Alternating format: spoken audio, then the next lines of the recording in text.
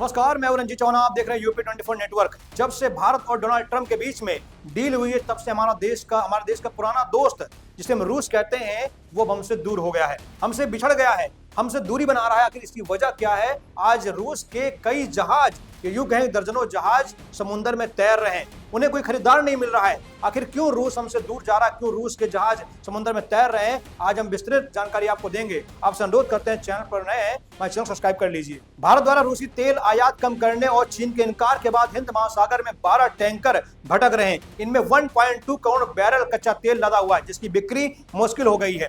Ukraine युद्ध के बाद पश्चिमी प्रतिबंधों के बीच रूस ने भारत और चीन जैसे एशियाई देशों को रियायती दरों पर तेल देना शुरू कर दिया है। अमेरिकी राष्ट्रपति डोनाल्ड ट्रंप के दावे के बाद अब भारत ने रूसी तेल के आयात में काफी कटौती कर दी है, जिससे रूस दबाव में है। वर्तमान में हिंद महासागर और अन्य समुद्री तटों के पास करीब 1 दर्जन रूसी तेल टैंकर बिना किसी खरीदार के महीनों से भटक रहे हैं।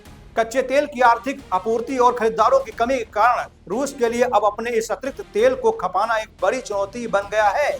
भारत की बदलती रणनीति। आपको बता दें, ब्लूमबर्ग की रिपोर्ट के अनुसार जनवरी में भारत का रूसी तेल आयात घटकर अब औसतन 12 लाख बैरल प्रतिदिन के स्तर पर आ गया है। साल 2024 के मध्य में भारत रूस से प्रतिदिन करीब 20 लाख बैरल तेल खरीद रहा था, लेकिन अब भारतीय रिफाइनरियां नए ऑर्डर टाल रही हैं। ट्रंप ने यह दावा किया था कि भारत रूसी तेल की खरीद पूरी तरीके से बंद कर देगा। समंदर में फंसे हैं टैंकर। आप बता दें, ग्लोबल शिपिंग फर्म केपलर के मुताबिक कम से कम 12 टैंकर हिंद महासागर और मलेशिया व चीन के तटों के पास गुजर रहे हैं। इन टैंकरों में रूस के प्रमुख कच्चे तेल ग्रेड यूरल्स के करीब 1.2 करोड़ बैरल लदे हुए हैं, जिनका कोई तय खरीदार अब तक नहीं मिला है। खरीदार न मिलने की वजह से रूसी टैंकरों के डेडिकेशन बार बार बदल रहा है, जिससे तेल की आपूर्ति श्रृंखला में भारी अनिश्चितता बनी हुई है। क्रू की दयनीय स्थिति। महीनों से समुद्र में फंसे हुए इन रूसी जहाजों पर तैनात क्रू के पास अब मीट, अनाज और मछली जैसी बुनियादी चीजों की भारी कमी हो गई है। जहाज पर मौजूद एक अन्य अधिकारी इवान ने बताया कि क्रू सदस्य भूखे और गुस्से में हैं, क्योंकि उन्हें कई महीनों से वेतन भी नहीं दिया गया है। इंटरनेशनल ट्रांसपोर्ट वर्कर्स फेडरेशन ने हस्तक्षेप कर कुछ सदस्यों का बकाया वेतन दिलवाया है और जहाज पर जरूरी राशन पहुंचाने की भी विशेष व्यवस्था कर दी है।